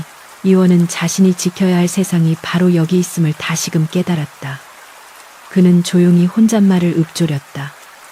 내 평생 가장 잘한 일은 그날 밤 그 헛간으로 기어들어간 것이다. 바람이 불어와 꽃비가 내렸다. 달래와 원자의 웃음소리가 꽃잎처럼 흩날리며 궁궐의 담장을 넘어 방방곡곡으로 퍼져나갔다. 그것은 태평성대의 완성을 알리는 가장 아름다운 풍악이었다. 궁궐의 역사책에는 수많은 왕비의 이름이 기록되어 있으나 백성들의 가슴 속에 전설로 남은 이름은 오직 하나였다. 가장 낮은 곳에서 와서 가장 높은 덕을 베풀었던 여인 달래. 그녀의 이야기는 궁궐의 높은 담을 넘어 저잣거리의 이야기꾼들에게, 그리고 할머니의 무릎을 벤 아이들에게 끊임없이 전해졌다. 해마다 봄이 오면 산과 들의 지천으로 피어나는 달래꽃처럼 그녀의 사랑은 민초들의 삶 속에 끈질기고 향기롭게 피어났다. 세월은 유수와 같이 흘러 어느덧 이원과 달래도 흙으로 돌아갔으나 그들이 남긴 이야기는 늙지 않았다. 지금도 비 오는 날이면 사람들은 빗소리에 귀를 기울인다. 혹시 어디선가 쫓기는 이를 위해 밥을 짓는 달그락 소리가 들리지 않는지, 생명을 살리기 위해 빗속을 달리는 발자국 소리가 들리지 않는지, 착한 마음이 기적을 만든다는 그 오래된 믿음이 여전히 우리 곁에 숨쉬고 있음을 확인하고 싶어서일지도 모른다. 이야기는 여기서 끝이 나지만 그 향기는 영원히 지워지지 않을 것이다. 마치 묵혀둘수록 깊은 맛이 나는 장마처럼, 혹은 겨우내 얼었던 땅을 뚫고 올라오는 봄나물의 생명력처럼